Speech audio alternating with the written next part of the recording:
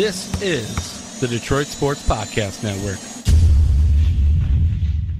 Today's episode of Two Bad Hombres is brought to you by The Athletic, premium coverage for passionate Detroit sports fans. Listeners of this podcast can save 30% off the first year of an annual subscription by going and visiting theathletic.com/DSP. All the hosts here on the network reread The Athletic every single day. Why? They got great in-depth features. They got writers covering all the major Detroit sports teams. And this fall, they got writers that will be covering Michigan and Michigan State football. They're ever expanding. They're covering the NFL, NHL, all the major sports in Detroit. So if you're a Detroit sports fan and you're not subscribed to The Athletic, you're definitely missing out. Go check out theathletic.com/DSP. I was trying to get it how I live. I want them dead presidents. I want to pull up, head spin, get it, get fly. I got 6 jobs, I don't get tired. I don't get tired. I don't get tired. Get it. And we are still not tired on this week's episode of Two Bad Hombres.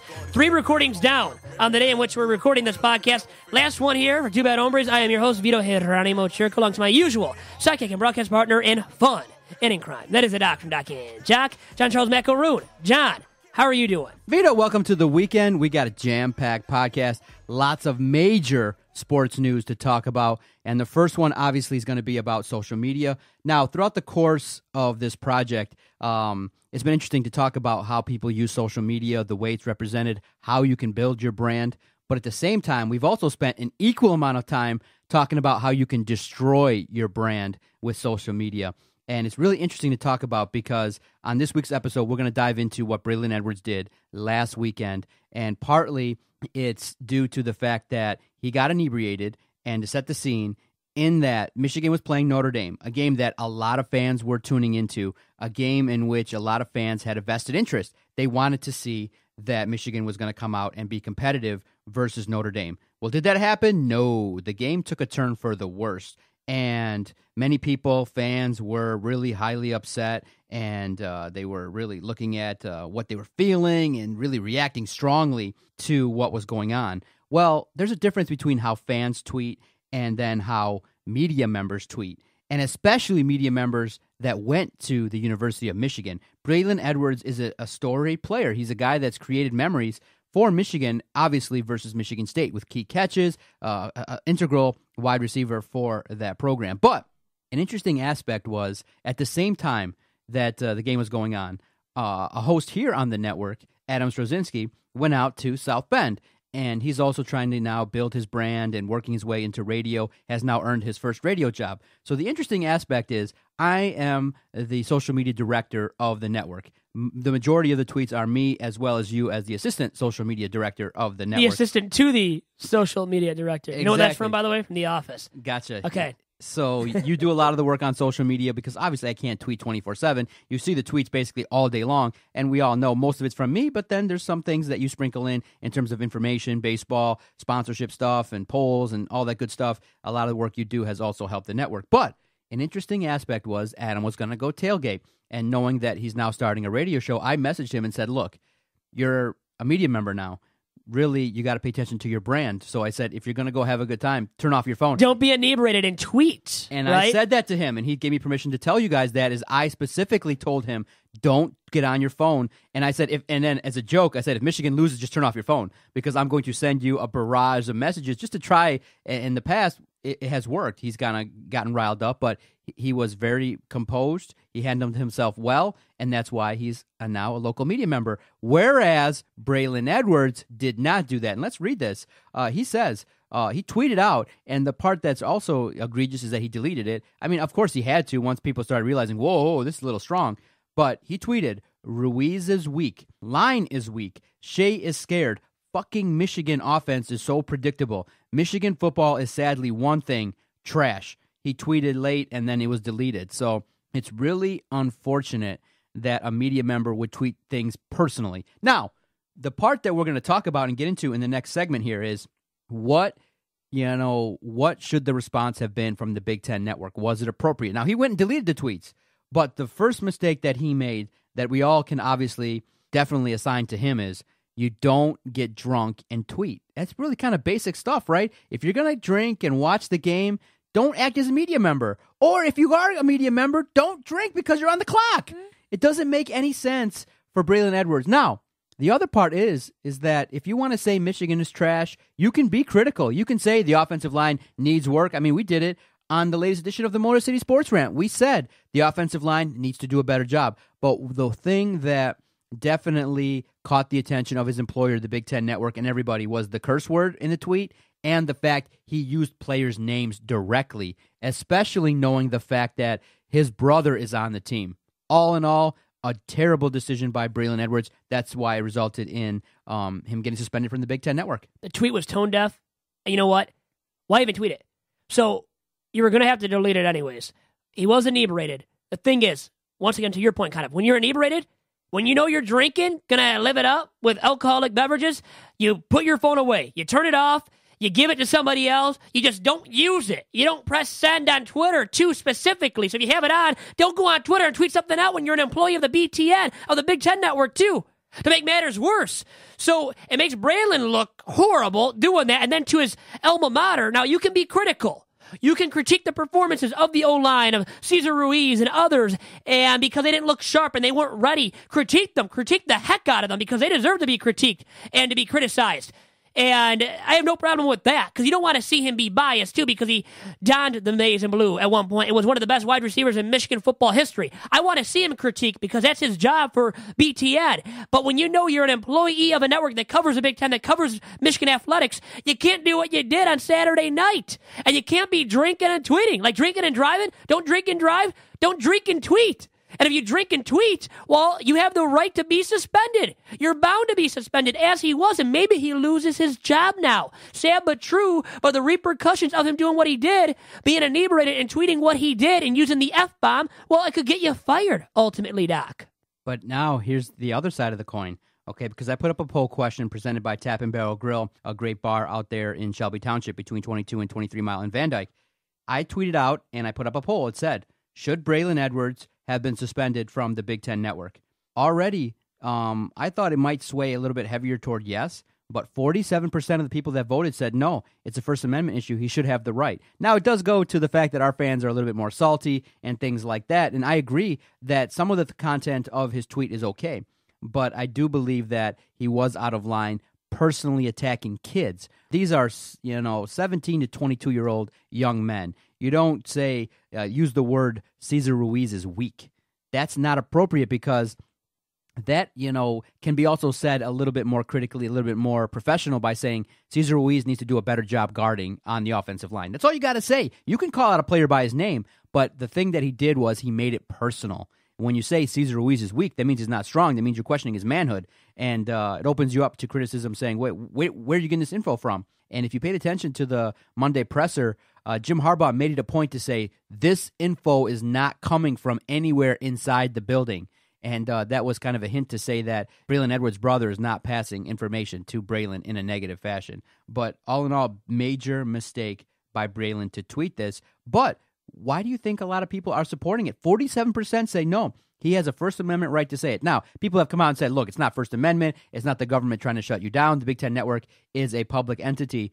Yeah, he's employed by the Big Ten Network. Yeah, they can do what they want with. They can fire him. They could have dismissed him, which maybe still will happen, too, to Braylon Edwards. Yeah, it's a fascinating look at your role as a media member. And for me, what makes it fun to really do this, and I know we joked on earlier podcasts and on this one as well regarding my visionary status as a podcast creator and a network creator, but the blessing is if you want to be able to speak freely and you want to say and tweet whatever you want, you have to own the network, okay? I am afforded that ability. Adam is, afforded that ability a little bit. Now he's got to change a little bit and conform because he's being also employed by other people.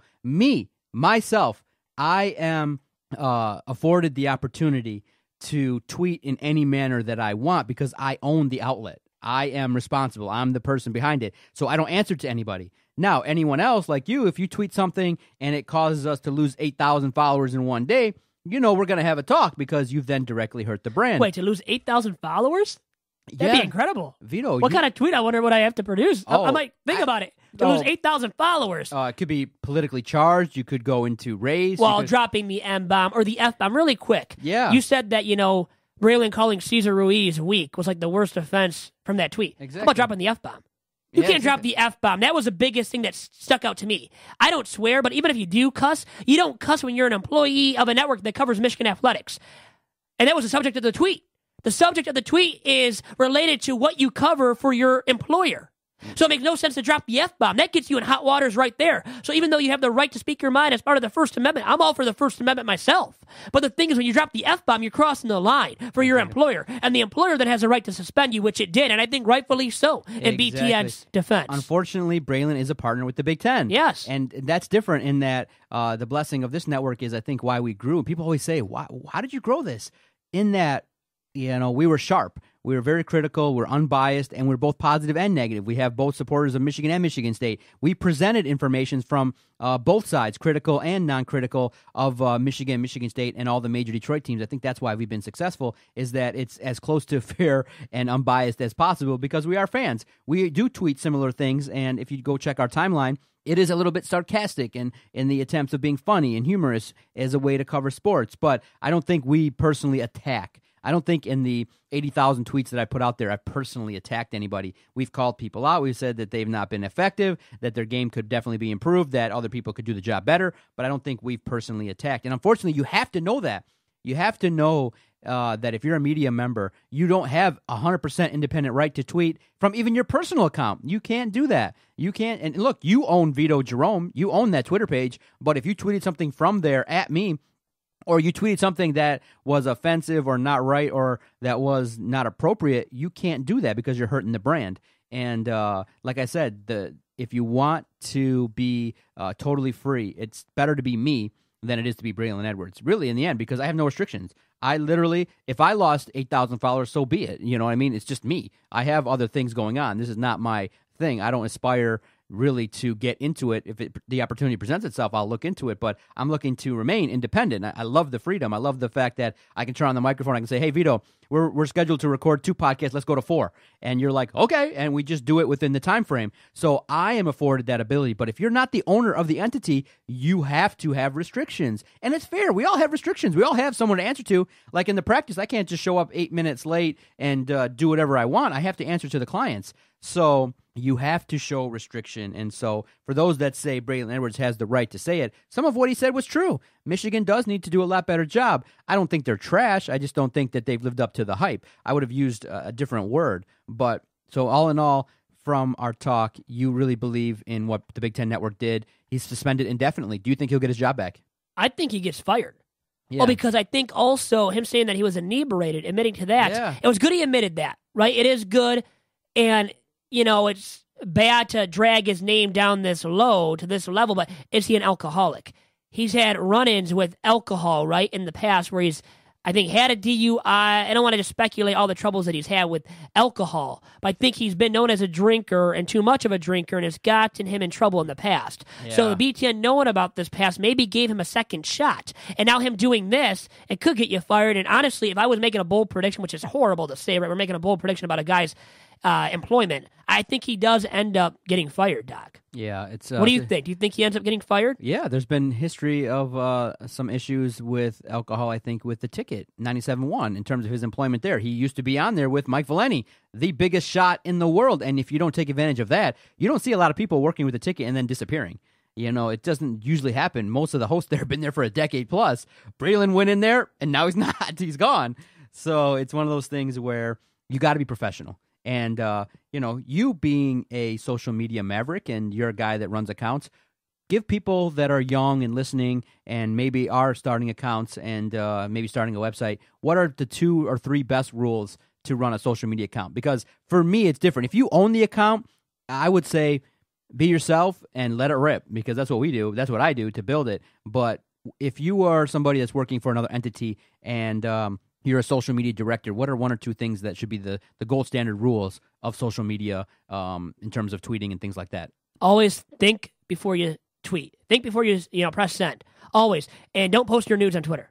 Or on social media. I mean, keep them for your own phone. For your girl's phone, your guy's phone, your own phone. Don't post them on Twitter, on social media, on Facebook, Instagram, any other social media outlet out there. Snapchat as well. Every single social media outlet included. Do not post your nudes or like personal intimate messages to a significant other. Don't tweet about it. Don't post them on social media. And always think before you press send on Twitter, on any social media page that you do own. Now, before we get to our talk about Nike and what they decided to do in terms of their working relationship with Colin Kaepernick, I want to say thanks to a great sponsor, Top Cat Sales.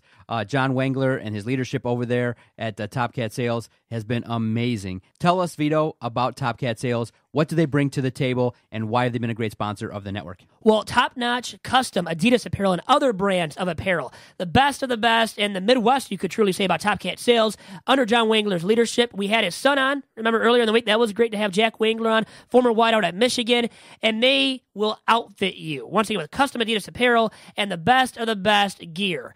Shirts, jerseys, all of the above for your football team, your business, your small business, your corporation, you name it. It's all possible through Top Cat Sales, located in downtown Royal Oak, and another location now located in Madison Heights, by the way, as well, John. Nice. You've seen me don the Detroit Sports Podcast jacket, 3-Stripe Life. You know it, Vito. Top Cat Sales has been great to the network. We've done a lot of great things. And now this week and for the rest of the high school football season, the Top Cat Sales High School Coach of the Week. You can go to DetroitSportsPodcast.com and vote. Get in every single week. There'll be coaches listed, and you can vote, represent your high school, and things like that. Really quick, 5 candidates for this week are listed for the first Coach of the Week poll of 2018. They are Belleville's Jermaine Crowell, Detroit Catholic Thomas Wiltshire, Detroit Catholic Central's Dan Anderson, my alma mater, Warren De La Salle's Mike Giannone. I might want to vote for him, right?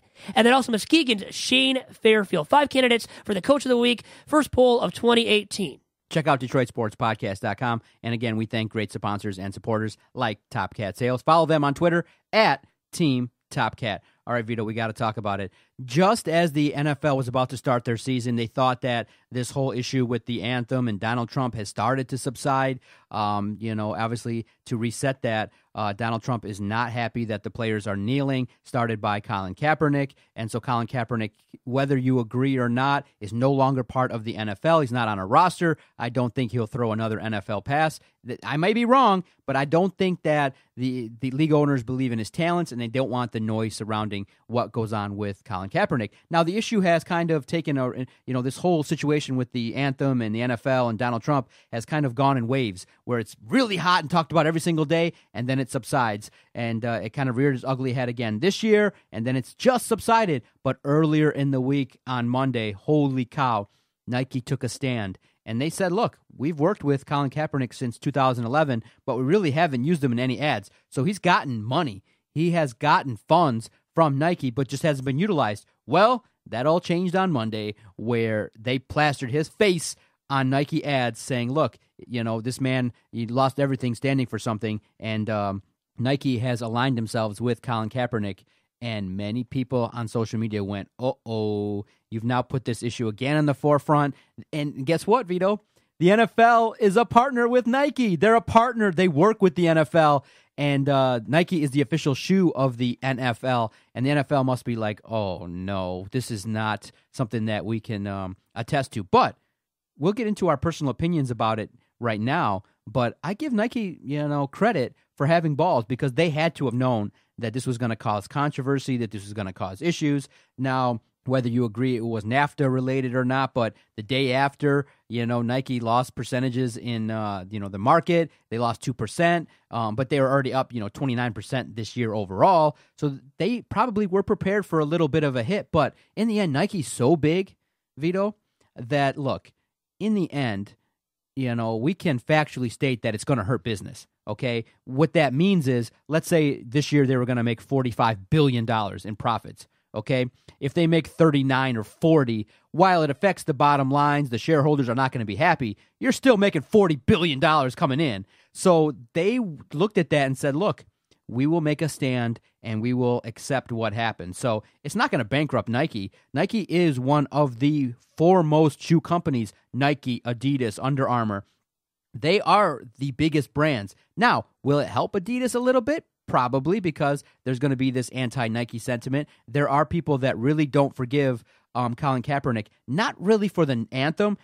there are people that are upset with that, but they're also upset regarding the stance that he took by wearing the socks with the pig on it. The fact Fidel that Castro, the Fidel yes, Castro. pigs. There Yeah, are yeah. the things that have been offensive that he did that probably didn't help his cause. But I give Nike credit for trying to take this stance and saying, look, we believe in Colin Kaepernick. We're going to support what he believes in. I understand that, Nike's a major brand and they're willing to take this, so I give them credit, but it will hurt business, no doubt about it. They're not going to capitalize on as many dollars as they did, but when you're as big as Nike, shit, if you lose, $1 billion in sales and you're making $40 billion, does it really matter? Nike's not going anywhere. They're not going to be bankrupt. The biggest names in the world endorse that brand. They'll take the month hit. There'll be something else that comes along that makes the news. They'll take this hit, but I do think that overall, it's a big ballsy move to endorse Colin Kaepernick. I wouldn't, but I respect Nike for doing it. Well, the immediate aftermath is that people will probably start not supporting, so Nike will see some detractors, but for shareholders to cry wolf about losing maybe $1 million or less than $1 million, More, please, more. It's going to be more, but I'm saying for each shareholder, losing how much? I don't know Yeah. how much it would be, but I don't want to hear them crying wolf. It's still a multi-billion-dollar, $40 billion plus industry, let's say, Nike is, as a company. And by the way, people had speculated yesterday, before this recording, Doc, that Nike would give Colin Kaepernick a signature shoe and an extensive clothing line. Darren Rovell just tweeted out as we were recording this podcast, Doc, that Nike sources say the company has no plans to give Colin Kaepernick a signature shoe nor an extensive clothing line. So, good and bad PR for Colin Kaepernick getting this platform through Nike. But you know what? They're all about just do it. That's their slogan. And what did Colin Kaepernick just do? He was all about taking a stand against police brutality. People thought it was against the national anthem and the American flag and that he's not patriotic. Well, the pig socks, that was erroneous on Colin Kaepernick's part. I didn't like that from Colin Kaepernick, but Colin Kaepernick took a stand for something meaningful to him, meaningful to a lot of African Americans. So is it worth some PR backlash for Nike and a couple of $1 million lost? I think so, in the grand scheme of things. And maybe Adidas has helped out benefits a little bit for the time being. But I think long-term, people will forget about this. It'll blow over. And especially if Colin Kaepernick isn't receiving a signature shoe or an extensive clothing line. Well, if that's the case, guess what? You're not going to see his name on product just blasted at you. Shoved down your throat constantly for the next year. You're not going to see all that. So, we saw the commercial spot featuring Colin Kaepernick as part of their new commercial or advertising campaign. That was great to see, but you're not going to see his name on a ton of product. So his name and likeness isn't going to be shoved down your throat. So you don't have to worry about Nike overusing Colin Kaepernick's name or image. And I think because of that, this isn't really as big of a thing as people are making it out to be. They're making a mountain out of a molehill, I would say, to use an old school phrase. I think it's that. That's how I view it, at least, Doc. The one aspect of this that's frustrating is I hate to see videos of people burning Nikes. In this country, you can dissent. It's easy, okay? You don't have to like a brand, okay? Obviously, when McDonald's had that whole pink meat situation, when people were looking at what the hell was in the food and things like that, I didn't go out there with signs in front of McDonald's and say, you're killing kids, you're hurting the... I just don't go there anymore. It's pretty much, I go for the French fries. You don't see me, hawking around burgers. I just don't spend my dollars there. You know what I mean? And that's probably the proper way to dissent. I mean, Vito, there are great brands out there. Three Stripe Life with Top Cat Sales and Adidas being an outfitter. You got Under Armour, which is a great brand. You got other brands you can support if you don't like Nike. But in this country, there are people that go without, that don't have means. They don't have, Nike shoes. They never went or had the means to buy a $100 pair of shoes. So if you're not a fan of Nike and you have that clothes and you don't like the brand anymore, fine. Take it off, go to the local store, put it in a bag, and donate it to people that are less fortunate. And I saw all over Twitter people saying, don't burn this stuff. Give it to people that don't have. And I felt that was the fairest reaction. Don't take stuff that you paid money for, because in the end, Nike's just laughing at you, and we're all laughing at you because you paid the $59. You paid for it, so they already made money off of you. Yeah. You look so foolish. Country star John Rich. Did you see what he tweeted out yesterday? No. Well, before our recording, he said our soundman just cut the Nike swoosh off his socks. Former Marine. Get ready at Nike. Multiply that by the millions. Really, it's not gonna. And if it does happen, it's have been a lot already. People doing this now with their Nike socks and Nike gear, burning it, or tearing the Nike swoosh off of their gear. How stupid, how ludicrous and foolish are you to do that to your gear when you already paid for it? So Nike already benefited off of you, man. So how stupid are you? You have to realize that Nike already made all these millions and billions of dollars off of the consumers like you that bought their gear originally. So you doing this, it means nothing. It's not an F you to Nike. Nike's probably just laughing constantly at all of this happening, Doc. It's an amazing way to respond. I mean, you can go out there, I guess you can verbalize it, you can tweet that you're not happy that a guy like Colin Kaepernick is being represented by Nike, but at the same time, burning Nikes is just hurting society because people could take advantage of it. Why waste a product? You know what I mean? It's a good product. There are people that would be desperate for that and would be really grateful if you were to donate it. So I just don't feel like that's the most proper way of handling your thoughts and feelings about a sensitive subject. You can talk about it. You can be upset with Nike. You have every right to say, look, Colin Kaepernick is an individual that is controversial. He's done things that have supported really, people that are against cops, and it's fueled anti-cop movements and things like that he's biased or that he's anti-American. You could think whatever you want. Okay, Colin Kaepernick is a figure now. He's a protester. He's somebody that's speaking up for the greater good. That's what he is. He's trying to be altruistic. He's trying to, in his mind, find avenues to help society. But unfortunately, the manner in which he did it probably wasn't the best, but he will, have to face the consequences of it. But I think he's more than happy to face those consequences if it results in the greater good, which is a better country, more equality, improving the relationship between police and citizens. I can agree with all of that. I think reacting this way by taking products and just burning it outright and then posting it on social media is just a really bad influence. It looks so stupid. You're posting it on Twitter too.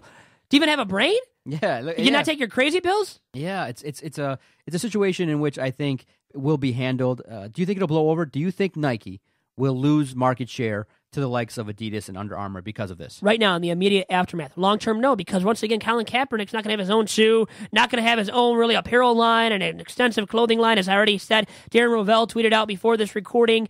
And you know what?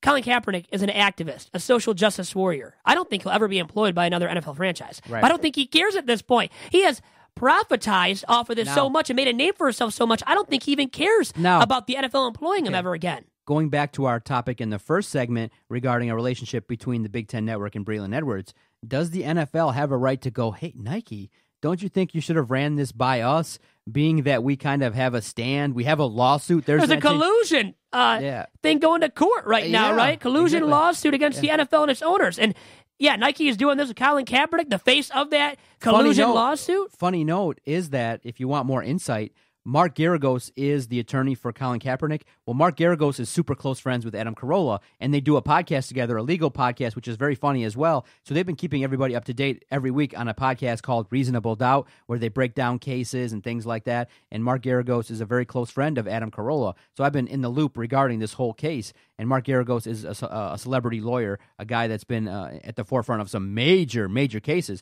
So he's been keeping people up to date regarding how this has gone on for the better part of 6 months now. But to look at it and go, don't you think the NFL should say something to Nike like, look, we can respect that, but there's entities suing us. There are entities that are potentially hurting our business. You're our partner. We work together. You're giving us money. At the same time, we don't want our brand to be hurt so that, we can capitalize on the ability to, have this working relationship. Does the NFL have a gripe, or should there be things that say, look, you can make these decisions, but we can't have our main shoe distributor, our main shoe sponsor, having all these controversies? Do they have a right to be upset? I think to speak up and to say to Nike, you can't be doing this with Colin Kaepernick, not the face of a collusion lawsuit. It's going to court, is an active case, right, is highly talked about, and it's painted a negative picture on the NFL owners. And then the NFL is not allowing this, Nike did not run this by the NFL. I think the NFL would have dissented, would have given its opinion, and would have naysayed Nike doing this, marketing now some of its, just its name around Colin Kaepernick and his name. So is it erroneous on Nike's behalf in that respect? Sure. But you know what? Nike has a right as a company as well to do whatever it wants as part of that First Amendment. And as a multi-billion-dollar company, guess what? Nike has done a lot of good things in the past. And people I read were against the Jordan shoes, against the Jumpman stuff that Jordan did when he became the face of Nike. People were against that at first too. And this is a real social justice warrior activist that people have got to behind. and there are the detractors. But to burn your gear, guess what? If you don't want your Nike gear anymore, donate it to charity. That is what you should be doing. Or you move on from Nike, you go get Adidas gear. You have the right to dissent, to give your opinion, but don't burn your gear. Give it to charity and or move on to another apparel company and get your gear from that respective company, such as Adidas, such as Puma as well, Doc. And with that comes to an end the latest edition of Two Bad Hombres. Great topics. I'm thankful to have the opportunity to talk to you about these controversial issues, and it'll be interesting to see how they play out going forward. But the main highlights of this week, you got to be careful on social media, and the NFL and Nike are in a really delicate situation regarding their working relationship. It'll be fascinating to see how this progresses in the coming weeks. Think before you send your tweet. Always, Doc, to you too, okay? Thanks for the advice, Vito. Greatly appreciate it. You can follow Vito on Twitter at Vito Jerome. Follow the network at Detroit Podcast. Two Bad Hombres comes out every single Saturday. To support the network for free, you can go and visit DetroitSportsPodcast.com. Adios.